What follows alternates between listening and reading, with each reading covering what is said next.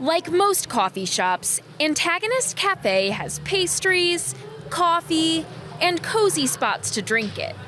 But unlike most, it also has jail cells. So the building that we're in is in the south side of Soulard, St. Louis, and it used to be an old police station and EMS hub. Laura Leister is a co-owner of Antagonist Cafe and Pieces board game bar. Both are housed in the same historic Art Deco building. It was built in early mid-1930s by Albert Osberg, who was the architect who also built the Soulard Farmers Market. And it was built during the New Deal when they were going all around the city and building municipal buildings like police stations, EMS hubs, city halls, libraries. The 3rd District Police Station was open from 1937 to 1990 and is one of 5 Art Deco stations built in St. Louis. When this building was decommissioned in the 1990s from being a police station and EMS hub, it was sold to a private owner, and it was owned by a glass company for a few years, and then another private owner took it over. And that's when it became an art gallery, wedding venue, some food concepts. And that gentleman owned this property all the way up until we purchased it in 2024. Anne-Marie Berger interviewed the previous owner, Ron Beakley, about Mad Art Gallery for Living St. Louis in 2004. Anytime you have a building that's designed for some complete other purpose, and then you're trying to change what you're doing inside of it, that presents a lot of challenges. And with a gallery, wall space and lighting and air conditioning and all those sorts of things that you need to make sure the art is safe and secure and well presented didn't exist here. And the main gallery, which is the old garage, was just that. It was a garage for over 60 years, and it had the look and feel of some space that had cars parked in it with oil dripping and gas and smoke and exhaust for 60 years. But Leister says renovating the space was challenging. There still is a shooting range below us because the police station had an active shooting range. And so we had to decontaminate the lead in the basement and throughout the building. So that's what we did for the first 3 weeks. We hired a company to come in and remediate all the lead, and then we could come in and start working on it. And so we had to put plumbing in, we had to redo the HVAC, all new plumbing for Pieces. We had to dig 10 feet down to get to our sewer main. So it was just a full renovation while also keeping the bones of the property.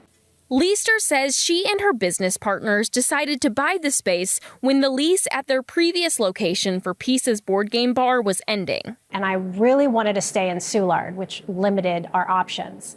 And when this building came up for sale, it was very high price tag. So I just kept watching it, and the price kept going down.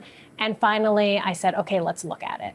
And so me and my 2 business partners came in to look at it with our general manager. And the minute we walked in, we just fell in love with the building. It's the Art Deco design, the bones, it's unique. It's 14,000 square feet, so we could put Antagonist Cafe and move Pieces into it. And Antagonist Cafe's name references the other coffee shop Leister and her partners own, Protagonist Cafe. And it's just really fun because we're sitting in the very tip of the south side of Soulard, and Protagonist Cafe is on the very north tip of Soulard, so we feel like we're like the bookends of the neighborhood to get coffee. Antagonist Cafe opened in December 2024.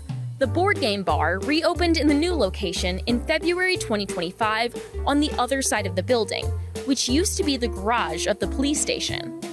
What used to house EMS and police vehicles now has a full bar and over 1,200 board games.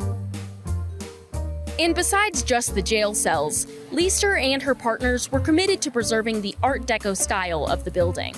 We also have the original terrazzo floors out in Antagonist Cafe, the original brass reception desk where people would report crimes, bail people out. That's where you can order a latte right now. So all the original features, the jail cells are still here. The marble lining the walls into Pieces is all original. They also added elements to match the Art Deco theme, like hand-painted stenciling and thrifted or vintage light fixtures and furniture.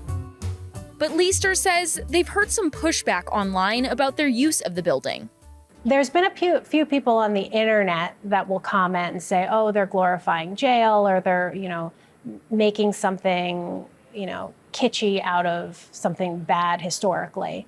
And so I always respond to those comments as, well, we're taking it back for the community. Like, no doubt that this was a negative place at some point in time for people.